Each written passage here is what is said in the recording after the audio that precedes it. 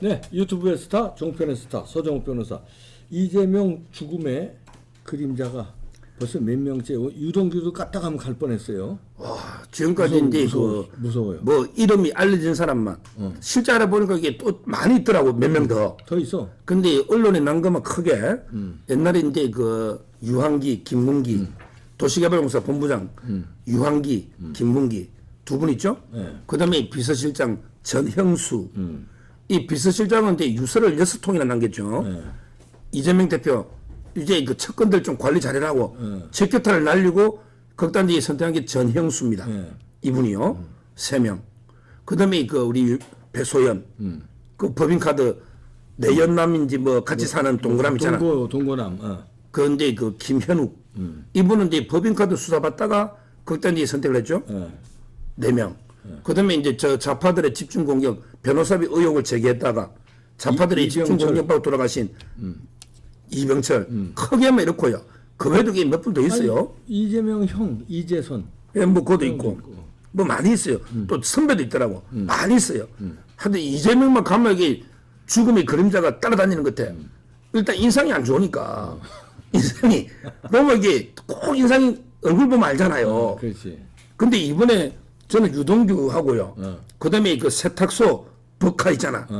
이분도 이게 유서처럼 문자를 남기고 이제 그 사라졌다가 경찰이 4시간 반 만에 발견했거든요. 뭐 좀 늦었으면 어떻게 됐을지 몰라. 그러니까 먼저 이게 간단하니까 이게 세탁소부터 보면요. 예. 아니 압수수색을 당했는데 세탁소 주인이 왜 극단적인 선택을 시도할까? 이게 세탁소에 뭐가 이상하잖아요. 이상해 세탁소가. 보통 그럼 거리도 한 20분 이상 걸린대. 물론 이제 조명현 씨도 그 몇 번 가봤대 심부름으로 맡기고 찾고. 근데 그것만 있으면 극단적인 선택할 이유가 없잖아요. 이유가 없지. 뭐가 어떤 분은 이게 뭐 평소에 우울증인데 그럼 왜 압수수색하는 날 그러냐고. 그러니까. 저는 지금 이게 뭐 소문은 무성합니다. 뭐 4천만 원이 세탁비가 있나 7천만 원이냐 막 소문은 무성해. 그게 어떤 사람이 그러더라고. 옷을 세탁한 게 아니고 돈을 세탁한 게 아닐까? 그럴 수도 있어요. 꼭 옷만 세탁했다는 법이 있냐고. 카드 깡처럼 돈을 이렇게 맡겨서 현금 좀 받을 수도 있잖아. 그것도 있고 던지기 수법으로 세탁소에 물건을 갖다 놓으면 딴 사람이 와서 그걸 찾아가고 그런 것도 있어. 또 그러니까 있을 뭐가 이상하잖아요. 뭐가 네. 이게 우연일까? 딱 조사받고 옛날에 배소연 동구남이 조사받고 극단의 선택했잖아요. 그렇지. 세탁소가 뭐가 다르냐 말이야. 뭔가 이게 엄청난 게 있으니 극단 선택할 수 있는 거 아닙니까? 네. 이걸 이게 단순하게 넘기면 안 돼요. 네. 왜? 또 어떤 분은 그게 우연이지 뭐 이러지만 아니. 그건 이게 이재명이를 너무 몰라서 그래. 몰라서 그래. 이재명이 주위에 조폭들 얼마나 많냐고. 백모 씨, 김모 씨 조폭들이 막 얼마나 판치냐고. 어둠의 세력들 그렇잖아요. 이런 게 세력들이 항상 그 주위에 있기 때문에 어떤 일이 있기 모르기 때문에 상식적인 생각으로 판단하면 안 된다. 이재명이나 나는 그렇잖아요. 그렇지. 저는 이래 보고요. 자, 그럼 이제 중요한 그 유동규 이분이 그저께 그 이동재 기자하고 저녁을 먹은 거예요. 채널 A 이동재 기자 그 재화벌 그분이 이제 그 식사를 하고 이제 대리는 불러줄 때 그러니까 대리 기사는 이제 뭐 의심할 필요는 없을 끝에. 아 그래요? 예, 이동재 기자가 불러줄 때. 아 이동재 기자가 불렀으니까. 자기 거래하는데 뭐 1577 뭐 이런 거 대리번호 있잖아. 아 대리 기사는 그럼 의심 안 해도 되고. 오케이. 예. 그래서 이제 대리해가지고 화성으로 집으로 가는데. 근데 뒤에 트럭 있잖아. 우리 화면 채널에는 화면 많이 했잖아요. 이놈이 트럭이 1차선으로 가다가 유동규는 3차선에서 가다가 거의 동시에 2차선으로 들어오면서 뒤를 친 거 아니에요. 모양이 그렇잖아요. 여기서 저는 이게 자꾸 단순한 사고 우연 아니냐. 한데 저는 4가지 의혹은 꼭 수사해야 된다. 예. 4가지 의혹을 제기하고 그다음에 경찰이 뭘 해야 되는지.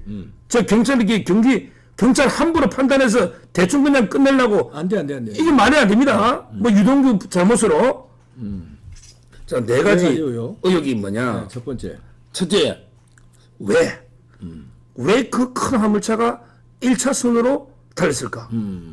보통 1차선으로 안 가요. 화물차는 못 가지. 못 가지. 예. 과태료 때린다잖아. 원래 3차선밖에 안 돼요. 그렇잖아요. 이 8.5톤 트럭이 왜 1차선으로 처음 달리고 있을까? 언제부터 따라왔을까? 궁금하잖아요. 언제부터 1차선으로. 이게 왜 1차선으로 달렸는지 언제부터 요걸 이게 첫째 규명을 해야 된다. 네. CCTV 보면 알잖아요. 그 블랙박스 보면 알아요. 예. 또 이제 여러 그게 있으니까 또 우리 카메라들이 예. 그다음에 이 두 번째 의혹은요. 그러면 1차선으로 왔으면 계속 가면 되잖아. 근데 굳이 왜 유동규 차가 갈 때 그 차선을 볼로 들어와 거의 받았네. 골이 들어오잖아. 만약 유동규 차가 3차선에 그대로 있었으면 3차선에 밀고 들어왔을 그때. 그렇잖아요. 예. 왜 갑자기 그때 차선을 변경하냐고. 그러면 가면 되잖아. 1차선 위에 앞뒤가 차가 없어. 가던 대로 가면 되잖아. 왜 유동규 차로 들어오냐고.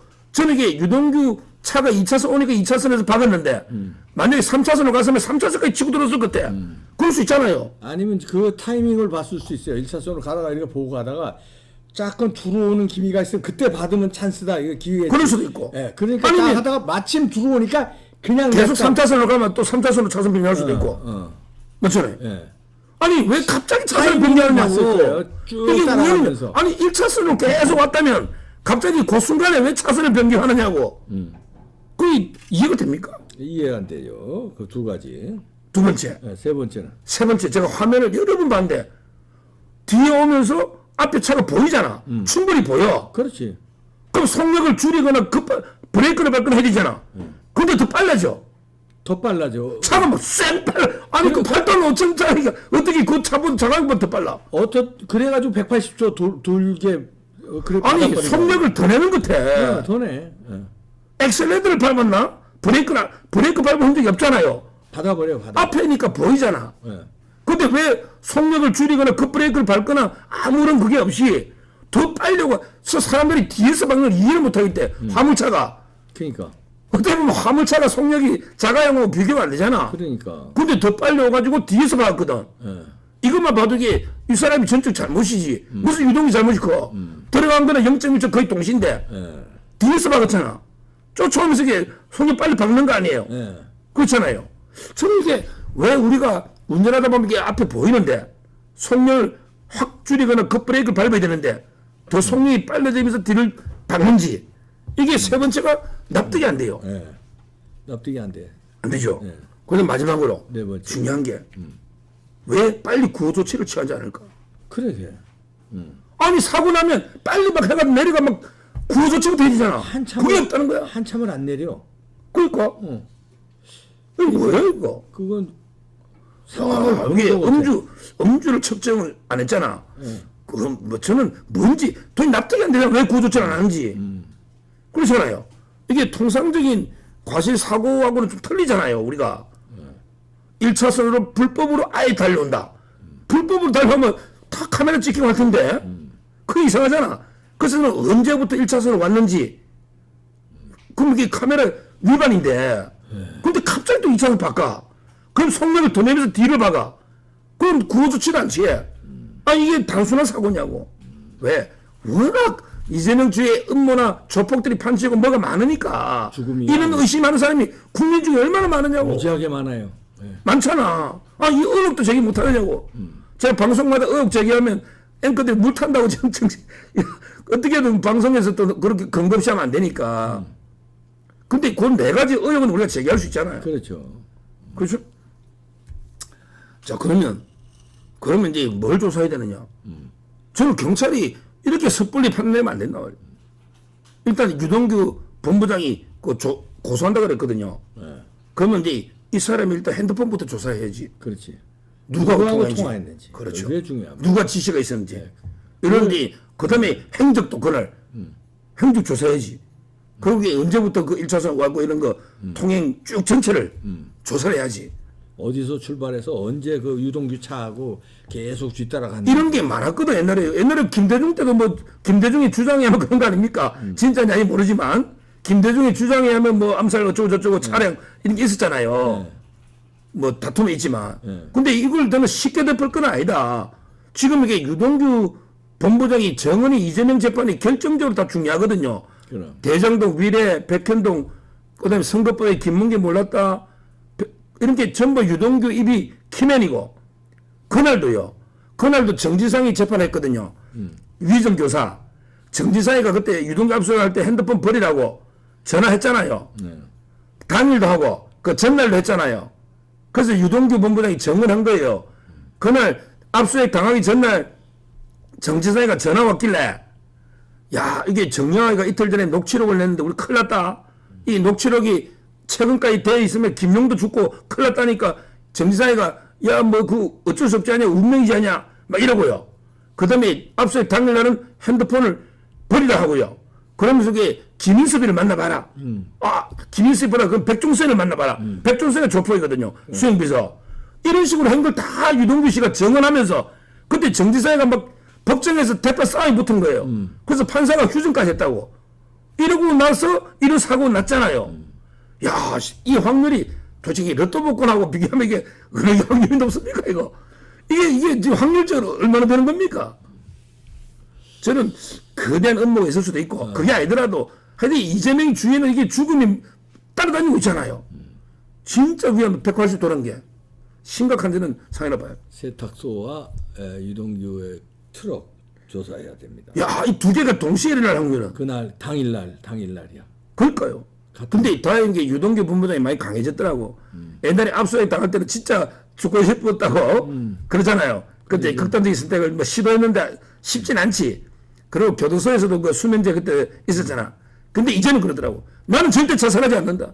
끝까지 맞서 싸운다. 이재명이 죽을 때까지 끝까지 내가 맞서 싸우겠다. 내가 죽으면 절대 자살이 아니라고 생각해라. 이렇게 단호한 모습을 보이잖아. 그럼.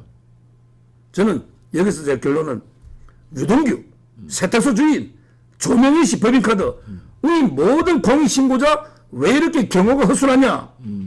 경찰, 제대로 신변보호해라. 너 만약에 진짜 잘못됐으면 이재명 재판 다 끝나버리거든요, 올스타. 그럼. 맞잖아. 유동규 본부장이 만에 하나 천만다행으로 그 정도로 물론 그것도 병원도 또 지켜봐야 돼요.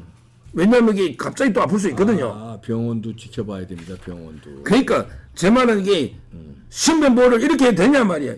이 중요한 정의 청구를.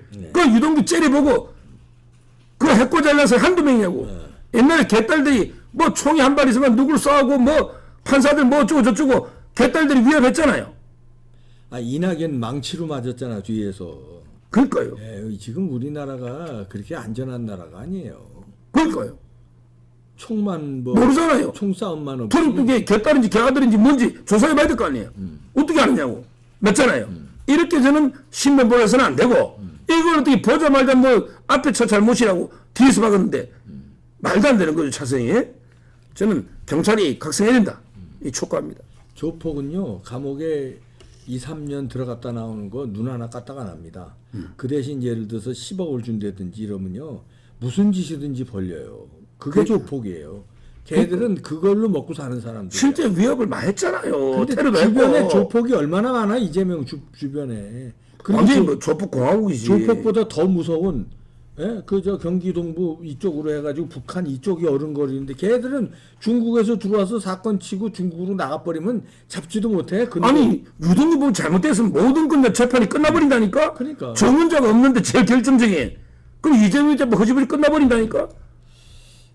충분히 의심이 가잖아요. 저 철저하게 진상 규명을 해라. 그리고 유동규 본부장, 조명희 씨 신변보호 확실하고 마지막으로 이제 그분들 얼마나 힘들고 불안하겠습니까? 힘내시라. 이렇게 격려의 말씀을 드립니다. 네.